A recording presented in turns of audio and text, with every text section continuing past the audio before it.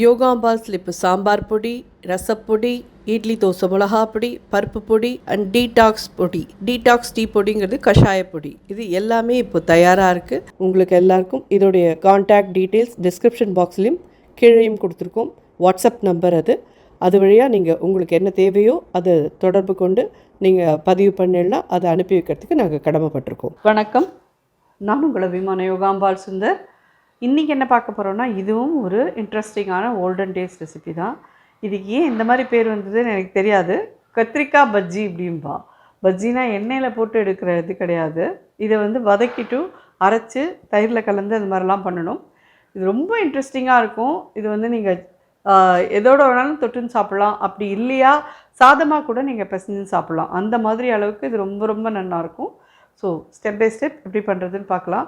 இதெல்லாம் தான் சொல்கிறேன் இல்லையா, ஓல்டன் டேஸில் நிறைய ரெசிபீஸ் இருந்திருக்கு. ஆனால் எல்லாமே நம்மளுடைய நாட்டுக்கறி காய்களை யூஸ் பண்ணி அதுதான் பண்ணுவாள். அதுலேயுமே அவள் எவ்வளோ வேரியன்ட் கொடுக்க முடியுமோ அவ்வளோ கொடுப்பா.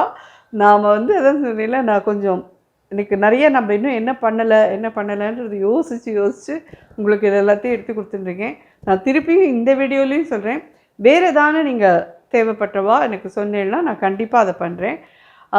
அதே மாதிரி என்கிட்ட யாரோ ஒருத்தர் கேட்டிருந்தா ஏகாதேசிக்கான பலகாரம் இது கொடுங்கன்னு சொல்லிவிட்டு கண்டிப்பாக அதை விரைவில் நான் உங்களுக்கு பண்ணித்தரேன்.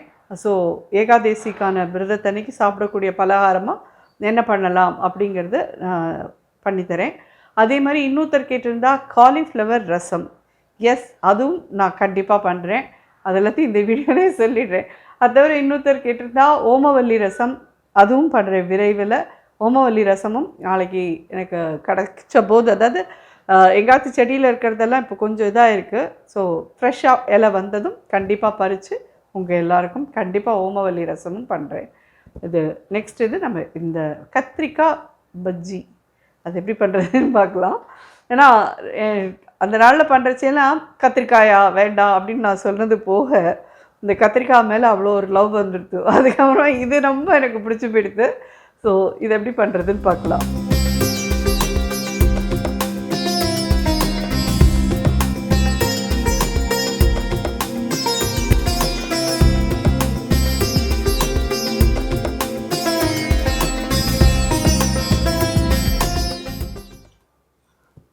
ரெண்டு ஸ்பூன் நார்மல் ஆயில் விட்டுக்கோங்க. பச்சை மிளகா 2 பச்சை மிளகா நான் போடுறேன்.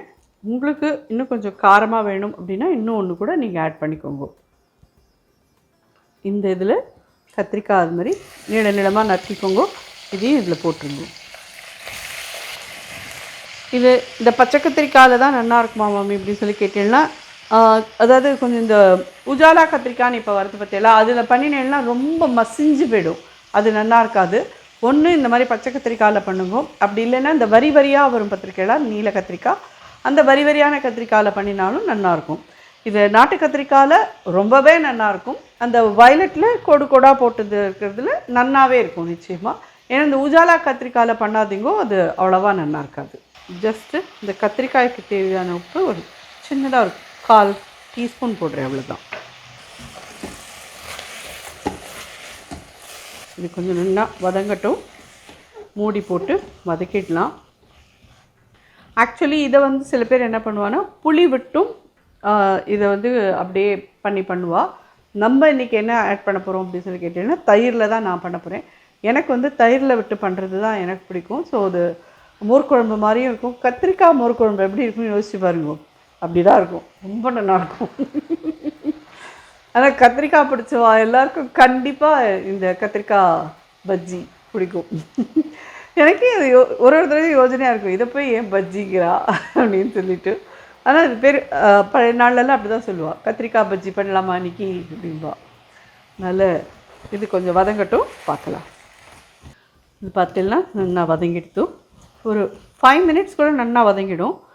இதை ஆறட்டும், மிக்சியில் எடுத்து வச்சுக்கலாம்.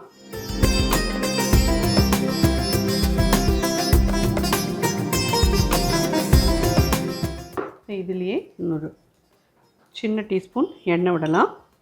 இதில் ஒரே ஒரு தக்காளி நல்லா பொடியாக கட் பண்ணியிருக்கேன், இதை ஆட் பண்ணுறேன். இந்த இடத்துல தக்காளி போடுற இடத்துல வெங்காயம் வேணுங்கிறவா நிச்சயமாக வெங்காயம் நீங்கள் இதில் போட்டு ரெண்டும் வெங்காயம் தக்காளி ரெண்டும் ஸ்மாஷ் ஆகிற அளவுக்கு வதக்கிக்கணும். தக்காளிக்கு தேவையான உப்பு ஒரு சின்ன பிஞ்ச் போடுறேன். அப்புறம் நம்ம கடைசியாக திருப்பி உப்பு ஆட் பண்ணணும். இப்போ ஜாஸ்தி ஆகிடக்கூடாது. இது வதங்கட்டும்.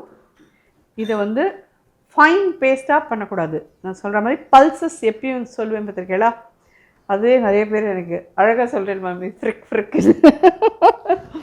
அப்படின்னு பேர். அதாவது ஜஸ்ட் பல்சஸ் மட்டும் ட்ரக்னு கொடுத்து அதை ஒரு 2-3 தடவை இது பண்ணேன்னா போகிறோம். தண்ணி எதுவுமே விட வேண்டாம்.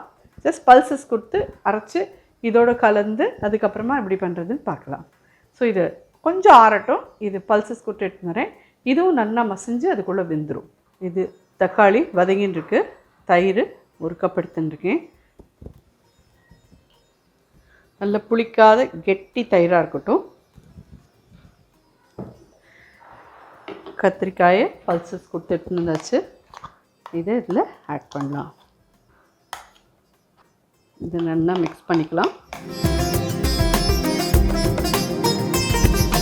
ஸோ இந்த மாதிரி மிக்ஸ் பண்ணிவிட்டு இதை திறந்து பார்த்தீங்கன்னா ஜோராக மசிஞ்சிட்டு தக்காளிலாம். இதில் ஒரு சின்ன பிஞ்ச் மஞ்சப்பொடி ஆட் பண்ணுறேன். கருவேப்பிலை மஞ்சப்பொடிக்கோசரம் கொஞ்சம் நல்லா பச்சை வாசனை போகணும்ல. இதை சொல்கிறேன். இந்த இடத்துல நீங்கள் வெங்காயம் போட்டுக்கிறீங்கன்னா தாராளமாக முன்னாடி வெங்காயம் போட்டு ஒரு தக்காளியும் போட்டு நல்லா வதக்கிட்டு அதுக்கப்புறம் நீங்கள் இதை இது பண்ணிக்கலாம். இந்த ஸ்டேஜில் அடுப்பு சின்னதாக தான் இருக்கணும், பெருசாக்கிக்காதீங்க. இதை இதில் அப்படியே விட்டுடலாம்.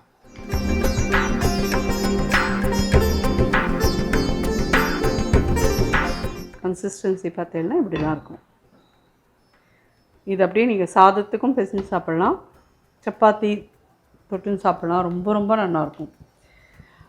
காரம் மட்டும் நீங்கள் உங்களுக்கு தேவையானதை பார்த்து இது பண்ணிக்கணும். இதில் அடுப்பை சின்னதாக தான் இருக்குது. இதுக்கு கொஞ்சம் தானே உப்பு போட்டிருந்தோம். தேவையான உப்பு இன்னொரு 1/4 டீஸ்பூன் கிட்ட போடுறேன். போட்டுட்டு இதை நல்லா மிக்ஸ் பண்ணிவிட்டு அடுப்பை அணைச்சிட்றேன். மேலே கொத்தமல்லி, இதுக்கு மேலே தாளித்து கொட்டினோன்னா ரெடி. எப்படி பண்ணுறதுன்னு பார்க்கலாம். என்னை விட்டேன்னா நான் வெங்காயம் பூண்டு இல்லாமல் நான் பாட்டுக்கு எத்தனை முடியுமோ அத்தனை பண்ணிகிட்டே இருப்பேன். ஸோ அதனால தான் நான் உங்கள் எல்லாேருக்கும் சொல்கிறேன், எந்த இடத்துல நீங்கள் வெங்காயம் ஆட் பண்ணிக்கலாம்னு சொல்கிறேன். வெங்காயம் ஆட் பண்ணிட்டேன்னா கண்டிப்பாக நல்லாயிருக்கும். நிச்சயமாக எல்லாேருக்கும் பிடிக்கும்.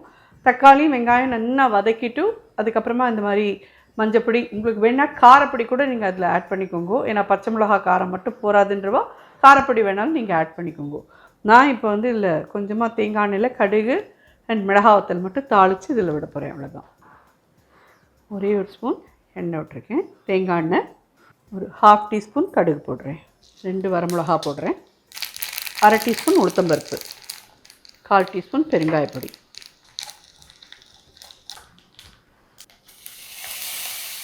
ஜோரான கத்திரிக்காய் பஜ்ஜி ரெடி. மணக்கிறது ரொம்ப நல்லாயிருக்கும். கண்டிப்பாக ட்ரை பண்ணி பார்த்துட்டு எப்படி இருந்ததுன்னு சொல்லுங்கள். தயிர் விடுற இடத்துல நீங்கள் புளி விட்டு எடுத்துக்கிறேன்னாலும் எடுத்துக்கோங்க. புளி விட்டு எடுத்துக்கிங்கன்னா கொஞ்சம் நாள் புளி பச்சை புளியாக இருக்கக்கூடாது. கத்திரிக்காயோடையே கூட நல்லா கரைச்சி விட்டு அதை இது பண்ணுங்க. இல்லைன்னா தக்காளியோட புளியை கரைச்சி விட்டு கொதிக்க விட்டு எடுத்துக்கோங்க. ஏன்னா பச்சை புளி இந்த நாளில் நிறைய பேருக்கு உடம்புக்கு எடுத்துக்காது.